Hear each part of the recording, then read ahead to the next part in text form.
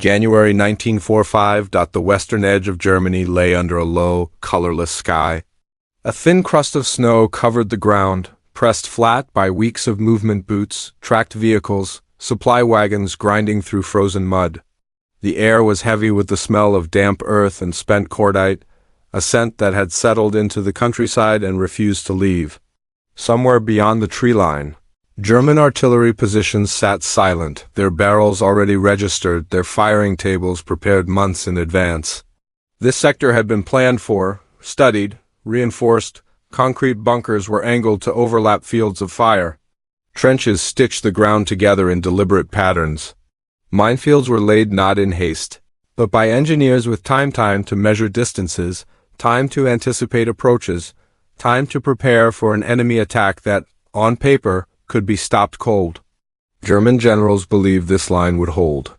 Not forever, but long enough. Across the frozen ground, an American unit began to move.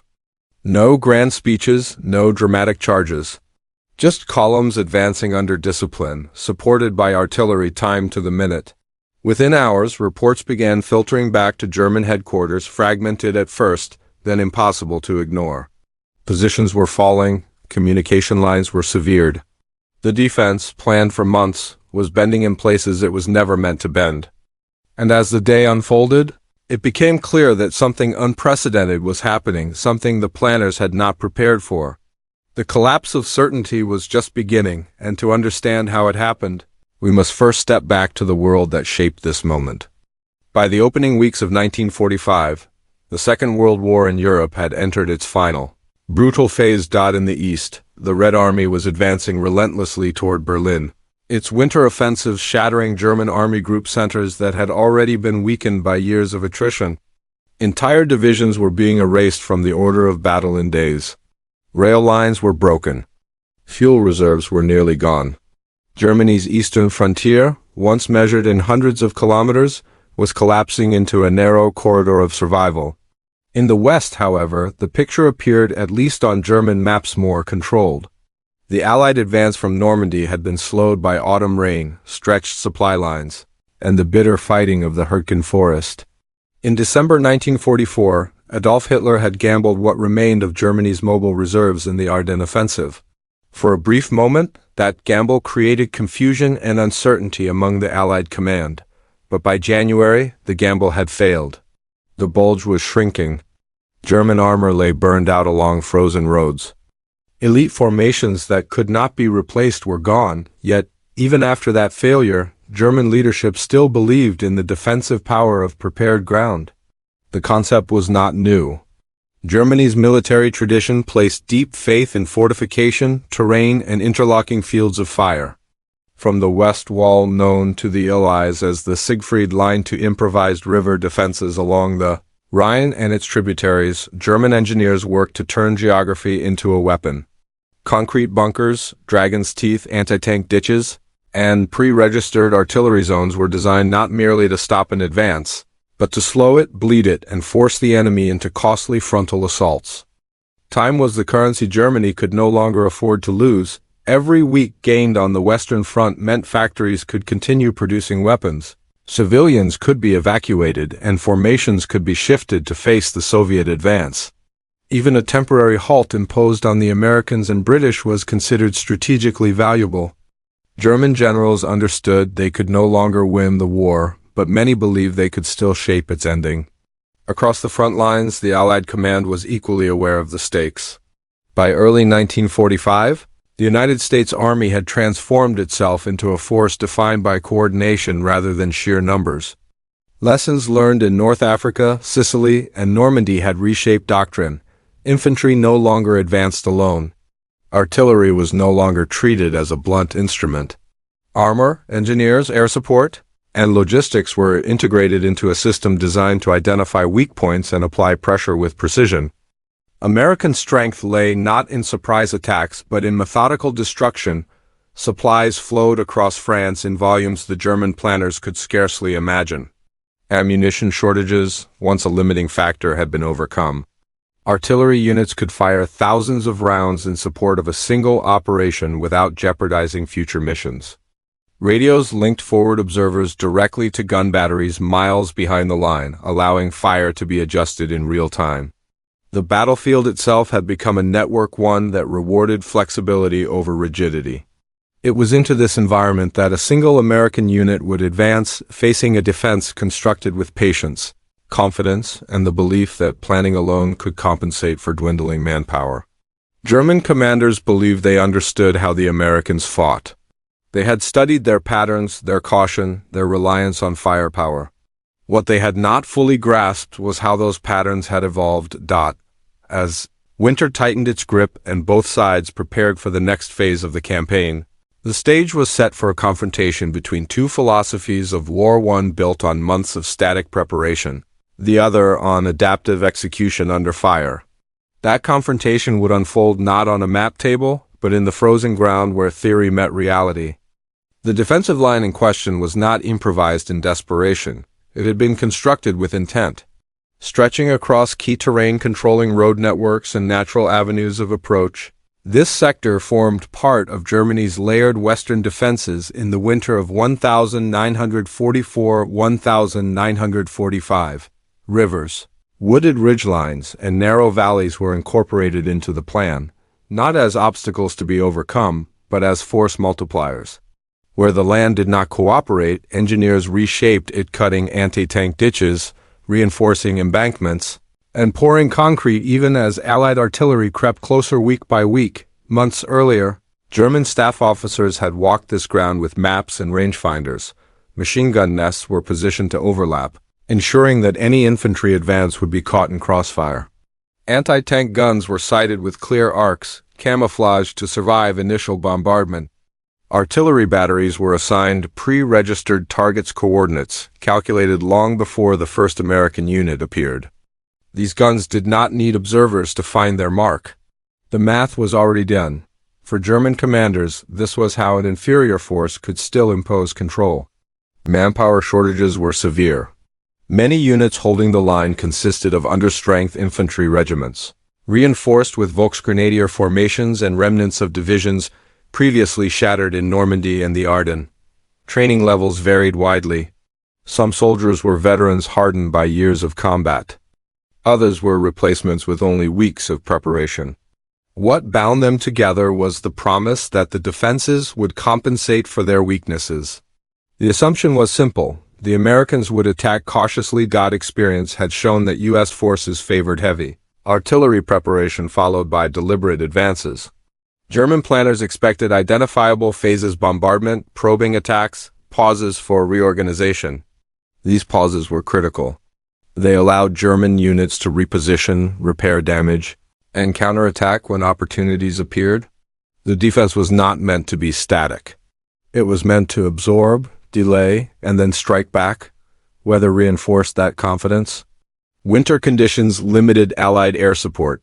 Low clouds and snow reduced visibility, grounding aircraft that had previously dominated the battlefield. Mud and ice constrained armored movement, channeling tanks toward predictable routes already covered by anti-tank guns. From the German perspective, the environment itself was an ally, one that favored prepared positions over mobile warfare. German intelligence assessments reflected cautious optimism. Intercepted communications and prisoner interrogations suggested American units were tired. Casualties from the Ardennes fighting had been heavy. Supply lines, though vast, were stretched. In German headquarters, these factors were interpreted as signs that the enemy advance could be slowed significantly, perhaps even halted temporarily, if the line held long enough. What those assessments underestimated was how deeply American doctrine had adapted to precisely these conditions. The U.S. Army entering Germany in 1945 was no longer the force that had struggled through the hedgerows of Normandy.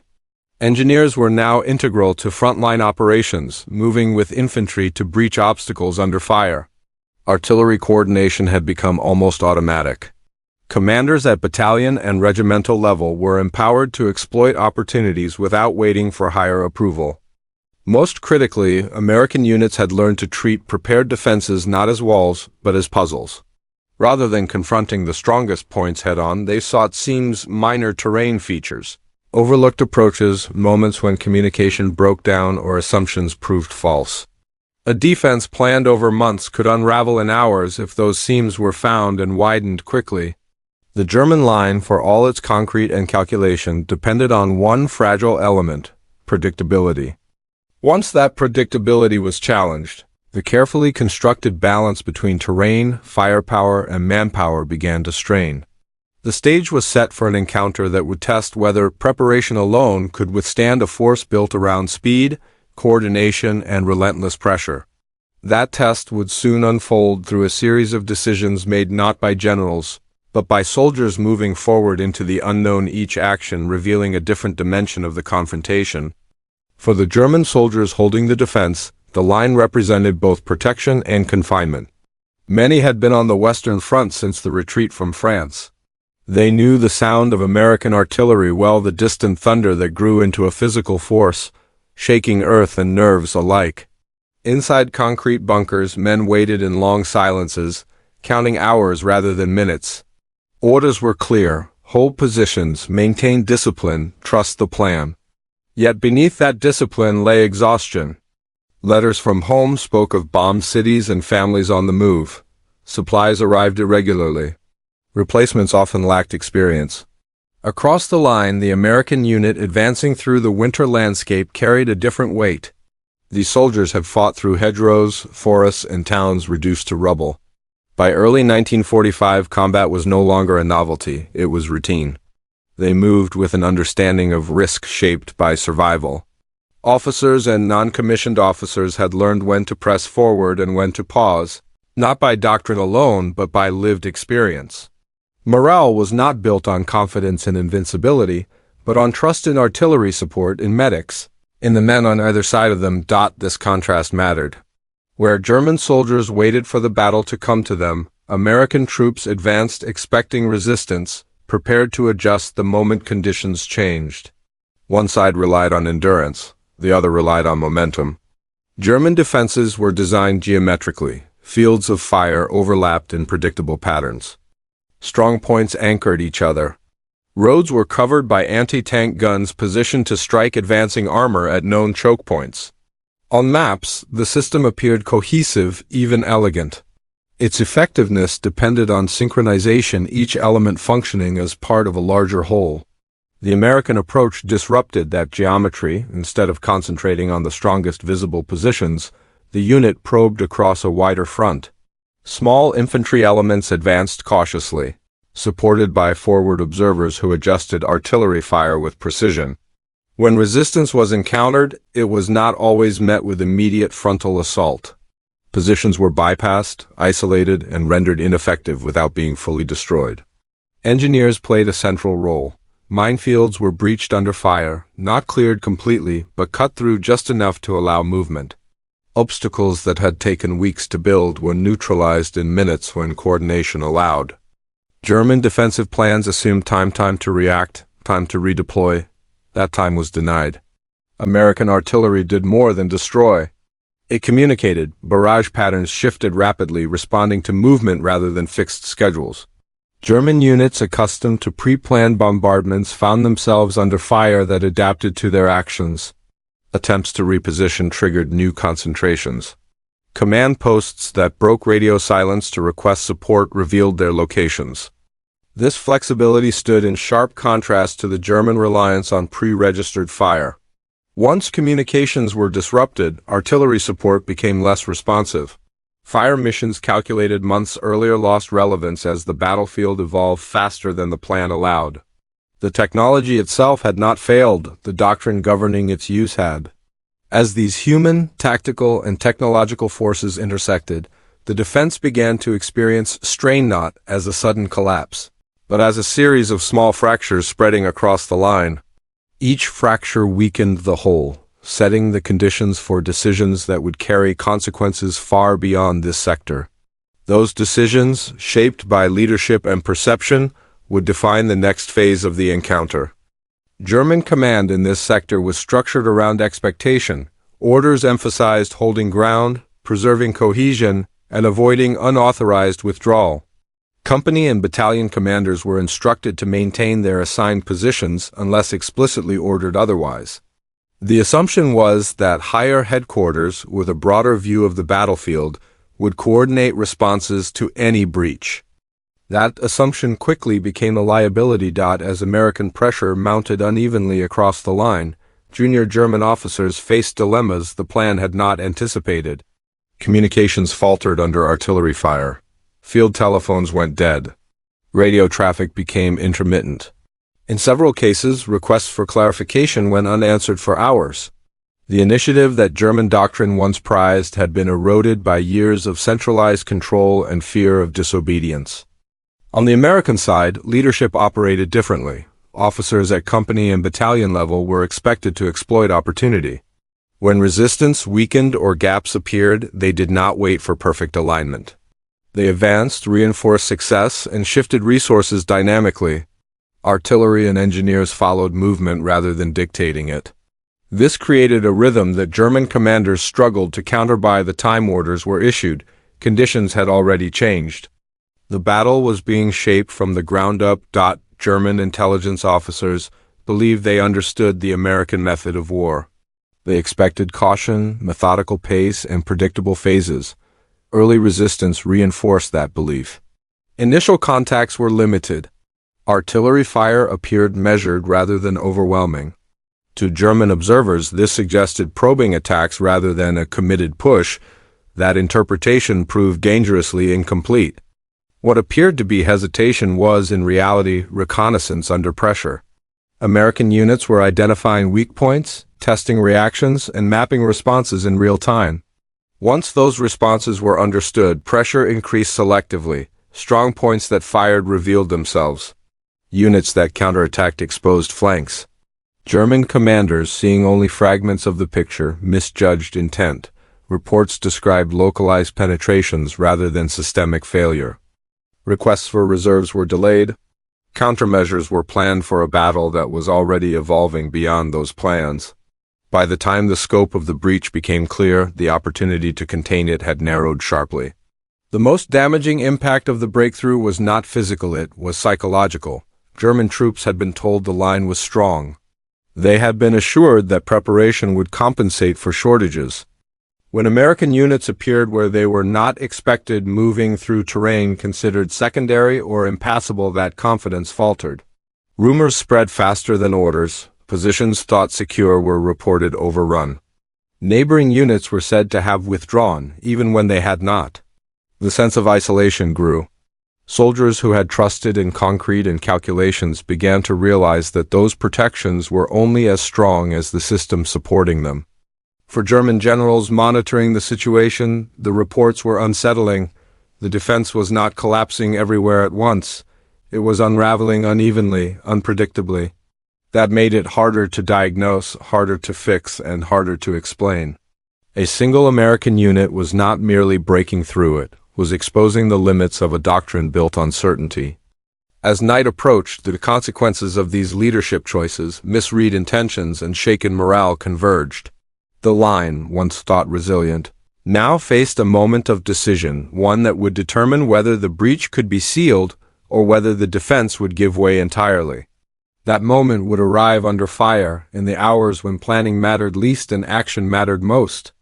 The decisive phase began without ceremony. In the early hours, as the winter light struggled through low cloud cover, American artillery resumed its work not as a single overwhelming barrage, but as a series of concentrated strikes timed to movement on the ground. Forward observers, positioned closer than German planners believed possible, adjusted fire almost continuously. Shells walked across trench lines, then lifted just long enough for infantry to advance. German outposts reported contact almost simultaneously, but the reports lacked clarity. Some described heavy pressure. Others reported only scattered skirmishing. In several sectors, communications failed entirely. Field telephones lay silent, their lines severed by shellfire. Runners sent between positions did not return. What should have been a synchronized defensive response fractured into isolated reactions. At the center of the sector, the American unit identified a shallow fold in the terrain. It was not an obvious weakness. On maps, it appeared insignificant, a minor depression between two stronger defensive nodes. German planners had assumed overlapping fire would cover it sufficiently. In practice, snow, damaged lines of sight, and fatigue had reduced its effectiveness. American infantry moved through the depression under covering fire, engineers following close behind. Mines detonated, but not in the numbers expected. Paths had been cut quickly, narrowly just wide enough for men and equipment to pass. Where resistance stiffened, artillery fire arrived within minutes. German machine gun crews fought until ammunition ran low or positions became untenable. Some held their ground until American infantry was already behind them. By mid-morning, the situation had changed fundamentally. American units were no longer attacking the line, they were inside it. Bunkers designed to face outward now found themselves exposed from the rear. Defensive fire plans, calculated months earlier, no longer matched the reality of the battlefield. Attempts to bring down pre-registered artillery fire risked hitting German-held positions. German commanders ordered counterattacks. They were assembled hastily from available reserve small infantry groups. Elements of support units, fragments of formations pulled from quieter sectors. Lacking armor and adequate artillery support, these counterattacks advanced into terrain now controlled by American firepower. Several were broken up before reaching their objectives. The pace of events accelerated. American commanders reinforced success immediately. Units were redirected toward the breach rather than waiting for formal confirmation. Engineers expanded passages through obstacles. Artillery shifted forward. What had begun as a penetration threatened to become a rupture.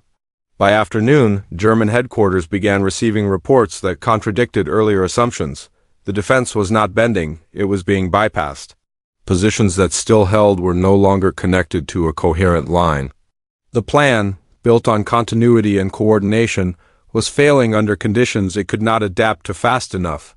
As daylight faded, the question facing German generals was no longer whether the line could hold, but whether it could be salvaged at all. That answer would be forced in the next phase. As the breakthrough deepened and the consequences of delay became impossible to ignore. By nightfall, the battle had moved beyond the scope of contingency planning. German command posts struggled to assemble a coherent picture. Reports arrived late, incomplete, and often contradictory. Units still holding their original positions claimed the line remained intact. Others reported enemy forces moving freely behind supposed strongpoints. The maps on headquarters tables, marked carefully over months, no longer matched the reality unfolding in the field. The breakthrough widened. American units pressed forward under cover of darkness, guided by engineers and reconnaissance elements. Movement continued where German doctrine expected a pause. Artillery support followed, adjusted by radio, illuminating the night with sudden flashes and controlled barrages. Each kilometer gained made German countermeasures less feasible. Attempts to reestablish a defensive line faltered, reserves were insufficient. Fuel shortages limited mobility. Artillery units found themselves without reliable communications or forced to relocate under pressure. Orders to hold ground collided with the reality of encirclement. In several instances, German positions withdrew not under direct assault, but to avoid being cut off entirely.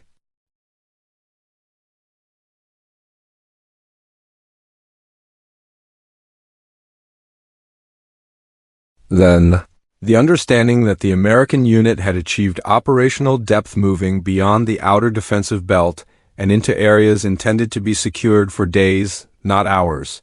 Finally, the acknowledgement that months of preparation had been undone by a sequence of actions that exploited speed and coordination rather than brute force. Internal reports reflected shock rather than panic. The language remained formal, restrained. But between the lines, the assessment was clear. The defensive concept had failed under modern conditions. Static planning had been overwhelmed by a system that rewarded initiative at lower levels and punished rigidity. By the following morning, the German command faced a stark choice. Hold remaining positions and risk encirclement, or withdraw to secondary lines that were less prepared and less defensible. The decision, when it came, was shaped not by doctrine but by necessity. Orders were issued to pull back in stages, preserving what forces could still be saved. The American unit, having achieved its objective, did not pause. Follow-on forces moved to exploit the gap. Supply routes were extended. Artillery was repositioned to support continued advance. What had begun as a single-unit breakthrough now opened corridors for larger formations, accelerating the Allied push deeper into Germany. For German generals, the significance was unmistakable. A defense designed to delay the enemy for weeks had been compromised in days. The shock was not rooted in defeat alone, but in the manner of it quiet, methodical, and irreversible. The assumptions that had guided planning were no longer reliable. The line was gone. What remained was the aftermath measured not only in territory lost, but in the erosion of confidence that no concrete bunker or calculated firing table could restore. In the days following the breakthrough, the battlefield settled into a new shape. American units consolidated their gains methodically. Engineers repaired roads and bridges damaged during the fighting, ensuring supply lines could keep pace with the advance. Artillery batteries were brought forward to positions once occupied by German defenders, their guns now oriented eastward. What had been contested ground only hours earlier became staging areas for the next phase of operations. German forces, by contrast, were in motion under pressure. Withdrawals were carried out unevenly. Some units disengaged in good order, pulling back to secondary positions before American patrols could close in. Others were forced to abandon equipment, anti-tank guns that could not be moved, artillery pieces left without tractors or fuel. In several cases, formations dissolved into smaller groups, retreating independently toward the interior. Casualty reports reflected the nature of the collapse. German losses were not defined by a single catastrophic engagement, but by accumulation. Infantry companies reported steady attrition from artillery fire, close-range fighting, and encirclement. Prisoners were taken in increasing numbers, often from units cut off rather than overrun. American casualty figures, while not insignificant, remained within expected limits for an offensive conducted against prepared defenses.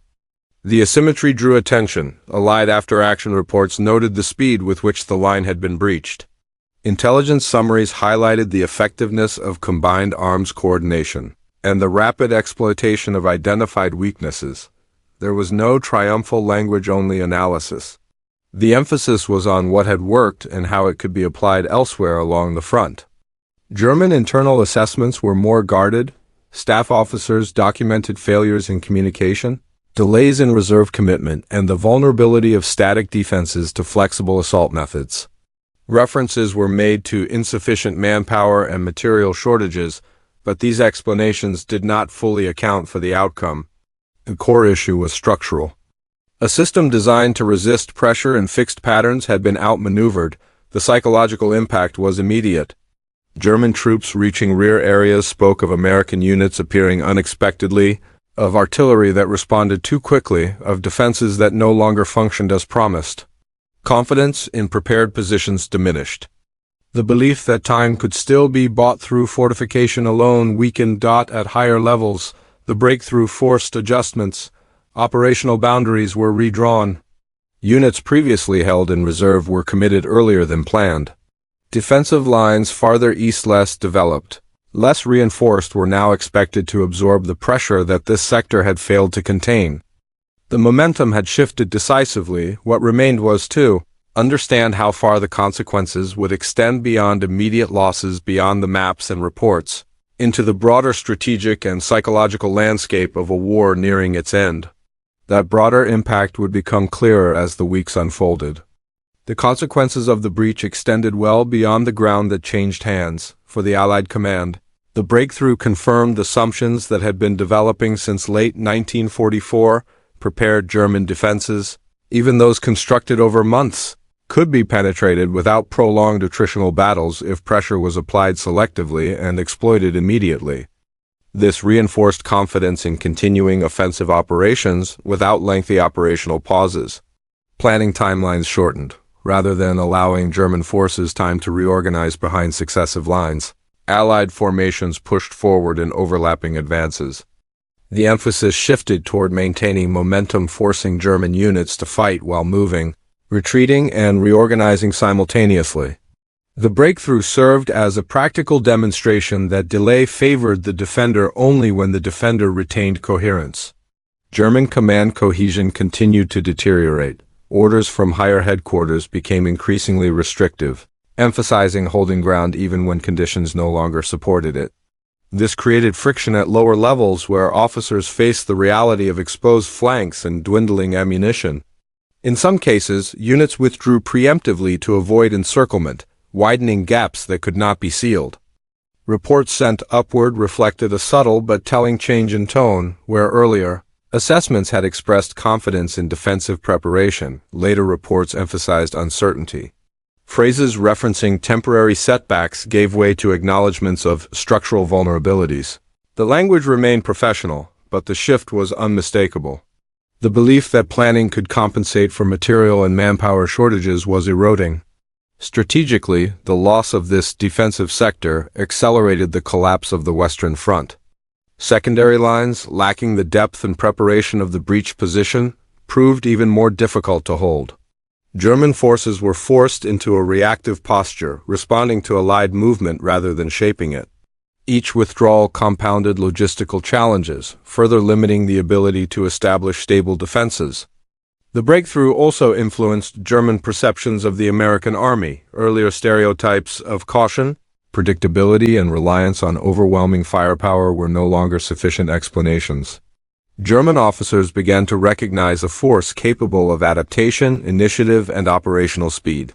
This recognition came too late to alter the course of the war, but it reshaped internal understanding of how the conflict was being lost. By the time the front stabilized briefly farther east, the psychological damage had already been done.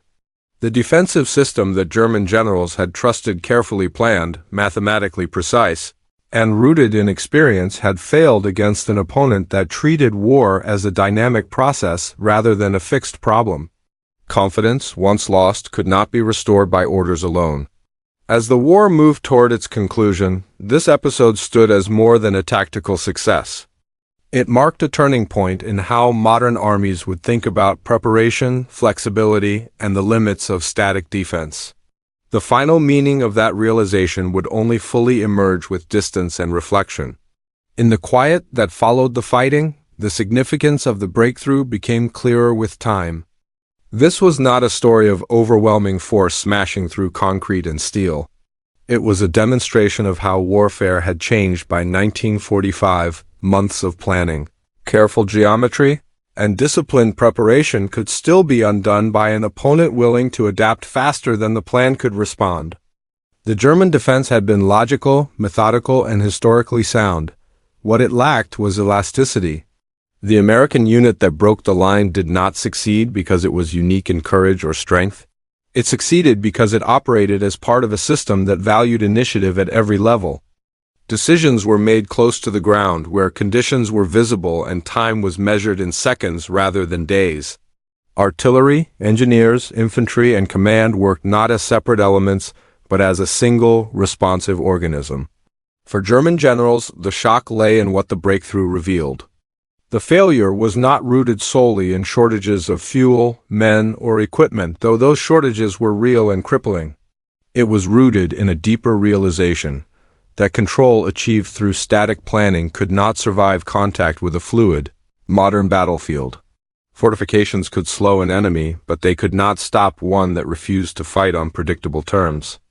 In the final months of the war, this lesson repeated itself across the collapsing front. Each prepared position that fell reinforced the same truth. Victory no longer belonged to the side that built the strongest defenses, but to the one that could think, move, and adapt under pressure. The breakthrough of this single American unit was not an isolated event. It was a signal that the age of fixed certainty in warfare had passed. Long after the guns fell silent, the ground where the line once stood returned to stillness. Concrete bunkers weathered, trenches filled in. But the lesson remained etched not into the landscape, but into the history of how wars are fought and how they are lost.